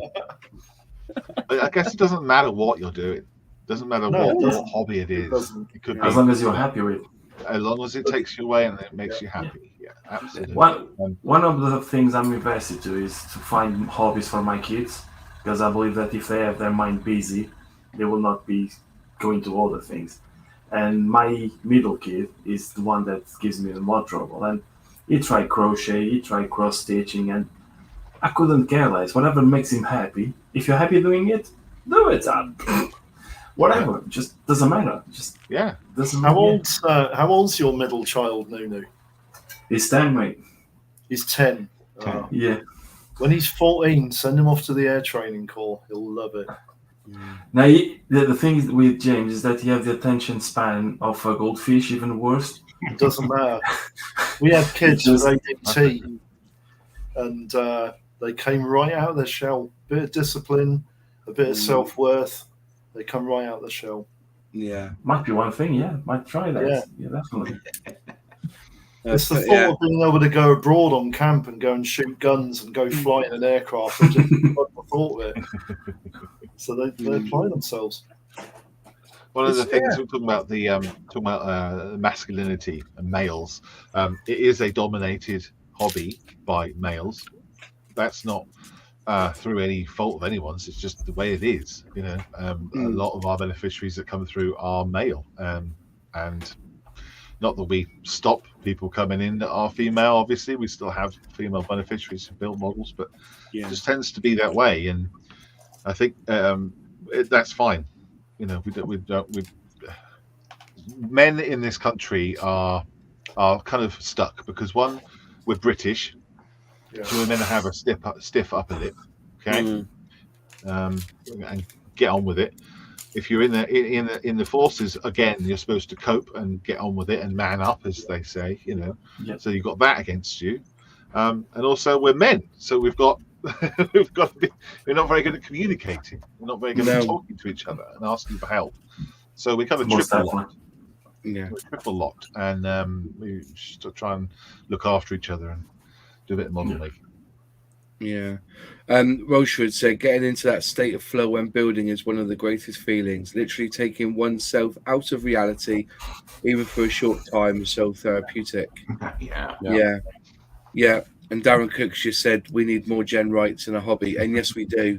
We do. I tell you what, I've never seen anyone do foil as well as her. You know, that's not. If I watched her video, and I was blown away. It looked, and that just shows you, you know, it's maybe I don't know. She's we need more of them definitely. But we have one on chat today. Annette is on chat as well, and she's a female and does amazing work. Yeah, that's it. We've got a few who come in our chats to do some modelling. And it's good that we've got Annette as well, the hypnotherapist. Bless her. She, I think I sent her a kit up the other day, so I think it was a Jag or something I sent to her to build. I tend to do that. If I've got somebody asks or needs a kit, I try to send out as much as possible. I get quite a few people who've watched the channel who've never built a scale model, and I guide them into where to buy one or something. And I always recommend a starter set. I suppose that's one you've got as well, Malcolm. Maybe people say, "What are you doing?" I'd like to build something like this, and you think, "Well, no. You've got to start a little bit smaller." I guess. Every time, it's a sailing ship. Someone wants to build the Titanic or the Victory or something, you know, and that's fine to have that goal, and we can help you get that goal. But let's rein it back a bit. Let's start with something small first, and build up their skills, build up the space that you have to make models as well. That has to be kind of sorted, and build up your kind of set of tools and paints and things like that over time. And then within 6 months, you can be building that Titanic on your shelf. We'll help you do that. Do you ever get people building egg kits? Yeah. Yeah. 'Cause I can imagine that would be. I mean, that would be okay for girls as well. Well, all cute, aren't they? kits are okay for girls, but yeah, I mean, they're appealing, I suppose. Yeah. But their Hobby Boss do a range called Easy Assembly, which is just like 6 or 7 parts, and they're absolutely brilliant, really underrated models. Let's see, I have Yeah, they're lovely models. 4, 6. I have eight of those easy assembly kits. They're great little kits. My 4-year-old, she's built one. Yeah, and they're great to start with, because they come with a little tray, and everything's in the tray. Right. And the half the kit is already made, and it's in one kind of part, so it's really good to sort of start off. There you go. Is that Easy Assembly Corsair? That's Easy Assembly Hobby Boss Bearcat. Ah, right. Okay. And the beauty is, it's 6 parts. Do you see? You build it. We have roughly 6 parts before you have to start painting it. And it's not designed to be accurate. No, they're not. They're designed they go together well. They go together well. Yeah. And there's no filler on this at all. Yep. It's not a filler queen, and it's not a parts princess. It's just straight on, easy to build. Away you go. It's not mini art, is it, James? It's straight together, no flash. But yeah, Easy Assembly. I think Airfix did arrange a click and build. They called them, didn't they? And I think that's 100 scale aircraft, weren't they? Yeah. I think you got it. Like I said, I did a video on this one. This is the Tiger 1 tank. If I could recommend any starter set of anyone, that's the one to build. That is an absolute lovely thing to build. And the best thing is that Audi was selling the Sherman and the Tiger 1 from Airfix starter set with this 2019 tooling. So if anybody wants to really get into scale modeling, that's the tank to build. This one here. And as I say, this is all hairy stick, and I got a really good finish from the paint, from Humble Paint on this one. Which type of tracks did you use on that one, Moss? Pardon? Which type of tracks option did you use? No, it's one kit. It's one piece. That's all one piece. So you use the one piece tracks with wheels in it. But yeah, they do release what they call a classic kit, which has it all in bits. But it's only 2 sprues. And honestly, I thought that was, I did it for the channel actually as a how to build this. And I bought actually 12 from Audi. Well, I had to go to 2 different shops to buy them because they let you take 3 at a time or 6 at a time. I went to 2 different, and I've given these out to loads of people. This particular one, because I think this is the best model out there. And you take, it's that well. Can I turn it off? Take it off? Yeah, in 2 bits. And one thing that they don't mention in scale model instructions, and we need to press on this more, is the thought of sub-assembly. Yeah. You build it in 3 stages. So you build the body, you build the tracks, or you don't build the track, but you build the body, you build the turret, then you paint it all in 3, then just glue them together. So you got the body, the turret, and that, paint it all up, and then glue it together or put it together. And then you've got, that's what I'm saying. It's like sometimes the instructions on there, but this is where you get your buddy to work with you to help you. But as I said, if I'm just surprised this isn't put out there for more. This I thought this tank was brilliant, and the Sherman Firefly as well, which they brought out as a starter set. Really, really not complicated, nice, easy build, and and with the paints, was it 2 paints? That's what it was, 2 paints and a bit of black. That's all you need. So that's what I recommend anyway. But yeah, you're right. The Easy Assembly kits from Hobby Boss are very good, and they do quite a big range now, don't they? Mm-hmm. Yeah, they do a Hurricane, a Spitfire, the Bearcat, 148 scale too. And 148, yeah. They built a 109 and a Focke-Wulf. Yeah. They do quite a good range. Yeah. It's really, really interesting. Do you get many of them sent to you? the Hobby Boss ones. Yeah, we do, and mostly because people don't realise what they've got. They send it to us, and then we're like over the moon because they're absolutely brilliant, really underrated. Those are. And they're not that expensive. I guess that you don't actually buy kits then. Every kit is all given, and then the financial side of it is to pay for the packaging and stuff, I guess.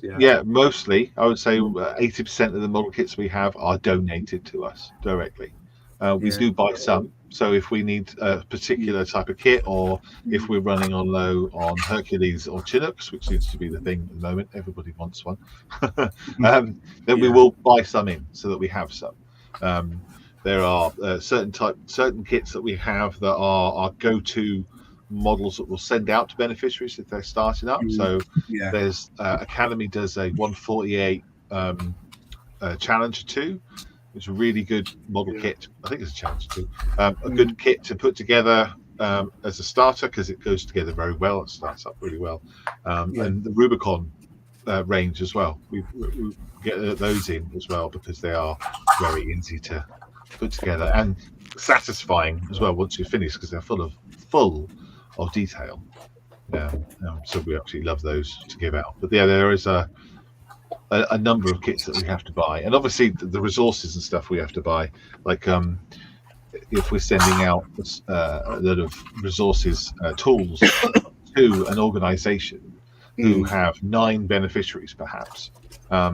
Who wants to do the activity, then we have to send 9 cutting mats, 9 sets of sanders, 9 sets of well, not 9 paintbrushes, but everyone has to have their little couple of tools so that everyone can be building at once, and that's expensive. That 9 cutting mats can be quite something. So it turns into a lot of money. We can usually get a set of tools for about £15, including a few paints as well. So do you know what makes a cheap cutting mat? They do, and the price goes up a lot, and the price goes down a lot. I could talk all day about cutting mat prices. You can use kitchen cutting boards as cutting mats. Yeah, certainly can. Absolutely. There you go. That's right. Yeah. You can get them from places like B&M and all sorts of bargain will. Yeah. They're really cheap. Yeah. They don't last as long as a cutting board, obviously, but they're only a couple I think that with a cutting mat, like a traditional one with the lines on it and the right colour, it kind of gives you that kind of, and now I'm making something, and now I'm building something. Obviously, as you get on, you can start to invest in other ones. One of the ones that we like to have is the transparent cutting mats for kitchens. Oh, yeah. Because you can put those on top of your instructions. Yeah. Which are absolutely brilliant. I don't know if you've seen those. So, does it behoove y'all to get more of those kind of materials, the tools, the cutting mats donated as much as the kits? Is that something you guys are like specifically looking for, or more than kits necessarily? Not really, no. We like to buy the resources in so that we get the right stuff that we know is safe, like clippers, for instance. Fair enough. Safe. Fair enough. That is a good point that I didn't think about. Yeah. Do you use those Pilcro ones, the cheap ones from Amazon? Because they're pretty good for starter. Well, the clippers, talking about? Yeah, these ones here. These are the ones I buy these 5 at a time from Temu to give to somebody with a kit. These are the ones I give out. Okay. We don't, but we use Dura tools. Red ones. I can't. They haven't got a number, but we buy them off CPC in bulk. And they're excellent. But no, these are just. I think you can buy 5 for a tenner on Amazon at the moment. These ones. Yeah. But that's the ones I give out to folks if chop them in. Going back, this is the easy assembly kit that I paid £12 for it. So I didn't actually pay 12. I think I got it for 9. So I bought other kits with it, like in the shop. I saw one there because I'll buy that one off you. But these are the easy assembly kits. So if you've got any spare Hobby Boss easy assembly kits in your stash, double check on them if you want to build it or not, because you probably won't build it. But you're probably busy building that Sea King or something, or the new Gannet that's coming out. Send them into Models for Heroes because they need them. Oh no, build it, then buy another one, send that to us. Yes. I'll send this one up to you, my friend. When I'll get the address off you, I'll send that one up to you. Oh, bring it to Scale Model World if you go.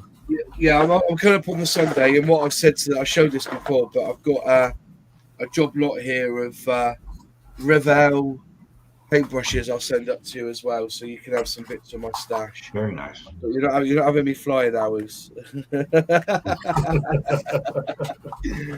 But yeah, it's I'll bring them up with me then. So you hired an extra van, have you, a Luton or something on the way back? Because I remember. Was it one year that Airfix said bring your kits, and before you knew it, you were buggered? You're like, how am I going to get all this home? Last year, they put out hey, why don't you go over to Model Spheres and donate your kits? And then every single person came along with model kits to donate, which was fantastic. I'm not complaining. But I've never seen a crowd 4 deep before at a model show, where people were passing the boxes across the top, like crowd surfing. You know, because people couldn't get to the table, so they're passing across the top. It was someone else.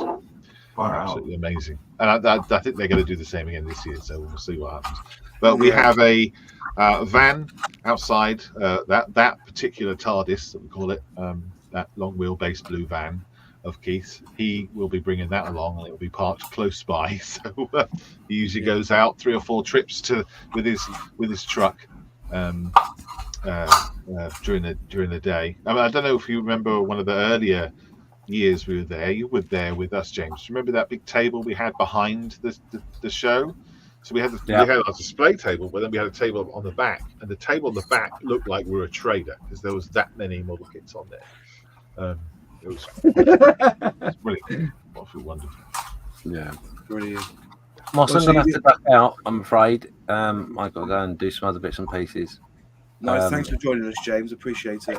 It's my pleasure. Thank you to Malcolm for spending some time and going through the wonderful charity and what he does.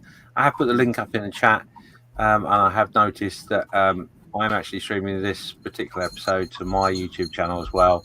And not all of the chat that I can see in StreamYard is reflected in everyone else's channel. So there are a few people streaming this episode, but the link was up a moment ago that Moss put up. Please head over to Models for Heroes.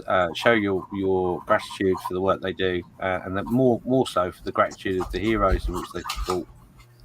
Send them the flying hours, send them some money, a couple of kits, anything that will help them. And if you're not sure what they need, drop them an email, and I'm sure they'll point you in the right direction. But for now, for me, thank you very much, everyone. And before you go, if you recognise the voices, that's James and Malcolm, and they do the podcast called Just Making Conversation, and it's #1 in all these really big countries in the world. I think #1 scale modelling podcast. Well, I can actually get my colleague to update you on the latest charts as we reviewed only just recently. Yes. I can't give you the exact update because I've got it in front of me. If you give me a bit of time, I would have done. But latest, I think we were number 8 in Finland in the hobbies category for podcasts. So there we go. Wow. And Saudi as well. Crocheting, cross stitch, knitting, and igloo making. And for those keen gardeners, I do want to break your bubble and explain that we were actually on top of BBC Gardeners World as well. So.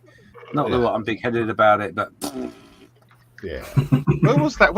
We were on top of Gardeners World. It was. I think it was some outer Hebrides island somewhere that can't grow anything. I don't know. They don't like gardening. No, they don't. So, yeah, that was quite fun. or some desert. I don't know. Yeah, Just Making Conversation. It's called. Go and check it out. We're on our 3rd season. Where that's mentioned on very interesting. It's only mentioned on the shipping forecast. Yes, we have been mentioned on the shipping forecast, and it's generally avoid that area. We're quite high rated, but I think that's for a different purpose. One last question, Malcolm. Where are you based to in the UK? Me personally, we're in Newbury. The charity. Yeah. Sorry, the charity. So the registered office is Newbury, but the charity is nationwide. Right. So anywhere in the United Kingdom. Basically, Wales, Scotland, Ireland, and England. Yeah, most definitely. Cheers, James. Thank you very much. No worries, buddy. I just somebody asked a question where where the charity was based, even though it's national. It was based in definitely, Newbury. Newbury. So but then the address is on the website if you want to send any donations, whether it's your flying hours. I can imagine the postman comes in a van most days to you guys. Yeah, he does. He leaves us to last. Does he? Yes, he does. Bless him. Yeah. It's fun though because they know us. They know they're going to get a lot of boxes in. So quite often, they'll do 2 deliveries sometimes in a day to us, which is quite cool. But all the local delivery drivers know us. Same as Amazon as well. We have an Amazon wish list that we get a Lancaster once a month from an anonymous donor, which is quite fantastic. And he's been doing that for about 5 years. So Really? just 1 a month, yeah, through Amazon. That's amazing. I think we need to get you for one of those Queen's Volunteer Service Awards. I think is it Queen's Volunteer Service Awards for the charity? I think you need to get that. Probably the Kings now. wouldn't it? No, they haven't done it. It's still called the Queen's. Actually, I've been told you can still use it. Queen's Volunteer Service Award, I think it's called. I think it's still called the Queen's. So I see a lot of charities get that now. It's get your little purple crown. Well, there's a lot of volunteers doing a lot of work, and volunteers. It's not just me. So how many? No, not just you. So the charity itself. It's an award for charities. Oh right. And I see a lot of people get them. But so how many? So one final question for me. How many have you got in your team? Really, is it like 30, 40 volunteers? No, so directors. There's 9 of us that are professionally responsible for the running of the organisation, and then there are 159, registered volunteers with Models for Heroes. Wow. Yeah. And this is what this is you organising all those. Have you got somebody helping you? Yeah, it's me. Just me. You do work full time as well, don't you, my friend? No, this is my full-time non-paid job. This is what I do. I thought you worked as well. I thought you had a job as well. Nope. Can't imagine having the time to. No, I wish I did. No, I haven't got the time. I'm lucky enough to have a wife that has a lot of patience. Tolerate. And provides. Yes, and provides and works full time. But yeah, when my daughter was born, I decided that I was going to be the stay-at-home dad. And when she went to school, suddenly I was not doing anything during the day. So while I was looking for work, I was doing this Models for Heroes lark, and I just still haven't gone to work yet. Well, sacrifice for many. I tell you that, mate. Sacrifice for many. That's right. Yeah. People were willing to sacrifice their health and their lives for my family, so I'm giving a bit back. Exactly, and I think that's a really poignant point to Yes. finish on. Again, Malcolm, I really appreciate you coming off your normal Monday night jaunts with your friends and coming to tell us about your great work, Models of Heroes. I and all of us here wish you all the very best. Yeah. We will support you as best we can. And as I said, you are welcome anytime. There's something you want to pop on for 10 minutes and just explain something to us, something big, or if you need somebody to, I know there's a lot of things where you think, sign up here and help us win a grant or something. You're always welcome to come on here and we'll get the message out to as many people as we can. Again, it's really, I don't know what's the word I could say was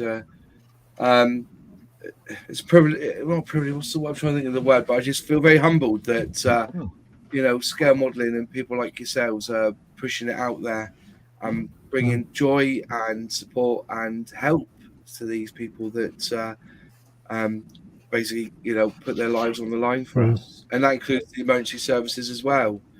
As through COVID, they were still on the front line wearing their masks at risk. Still do. Some of them paid the price for that as well. So Sure. a lot of people did. So again, Malcolm, much respect for you, my friend, and Thanks. we all wish you all the very best Thank you so much for joining us.